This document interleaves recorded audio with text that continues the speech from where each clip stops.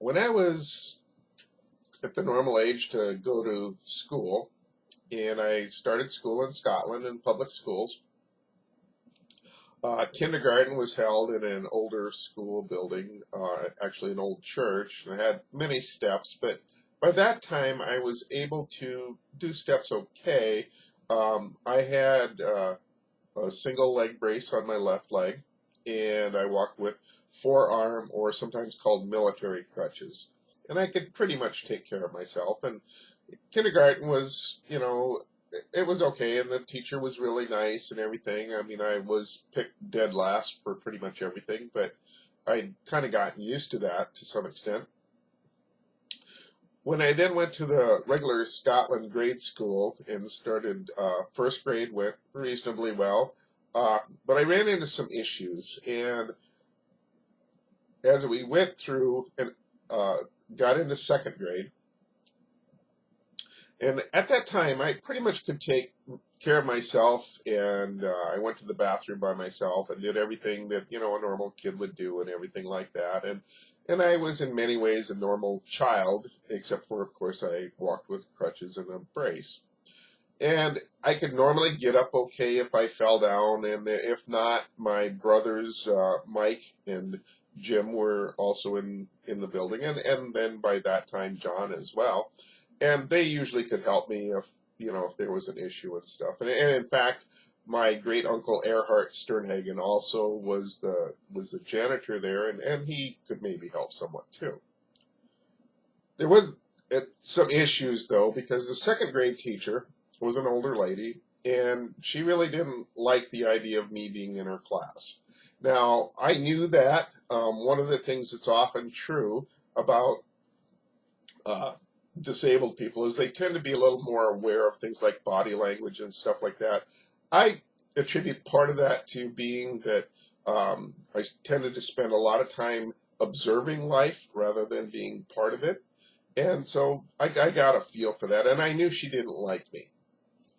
And my bad luck was that she had a student teacher, and she managed to pass those prejudices on to her.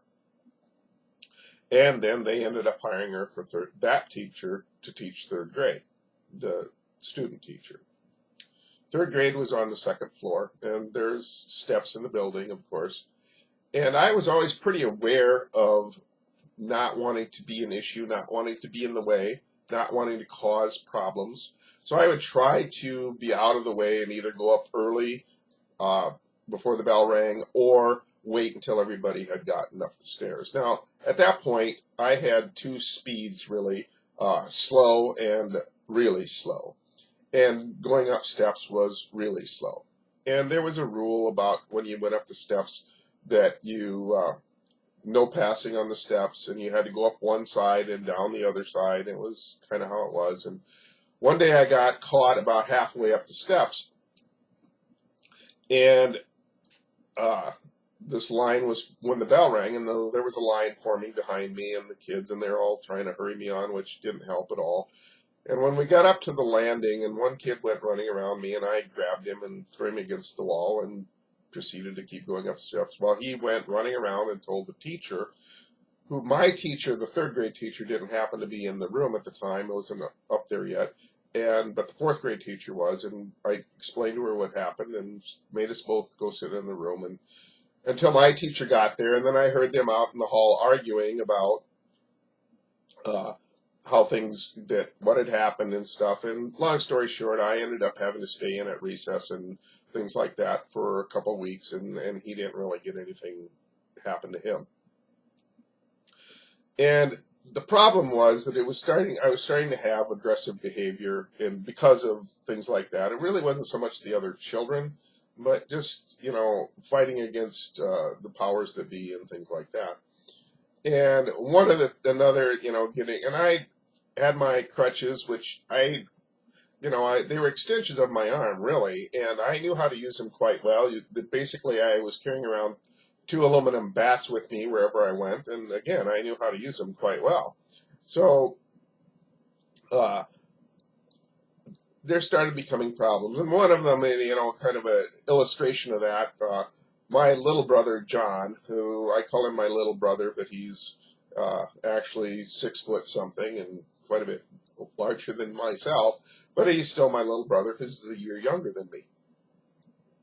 And we were walking home from my dad's station one day, and he was trying to hurry me along. And of course, as I said, I had two speeds, slow and really slow. And he's walking along, and as young children will do, he was kicking me in the butt and saying, hurry up, and that didn't help at all. And so as we went, and I kind of was getting upset, and I kept telling him to stop, and he didn't. And finally, I got upset, and I told him to knock it off, and uh, swung my arm back. And it's probably a good thing there was a tree in the way, because I hit the tree with my crutch and broke it off, the crutch off, aluminum crutch off just below the handle. And this were the kind of things were starting to happen, and it probably wasn't going to get any better. So shortly after that, it was decided, and probably not the worst idea, it was decided to send me to a special school in Sioux Falls, Crippled Children's Hospital and School, and which became another adventure, and I will talk about that further at another time.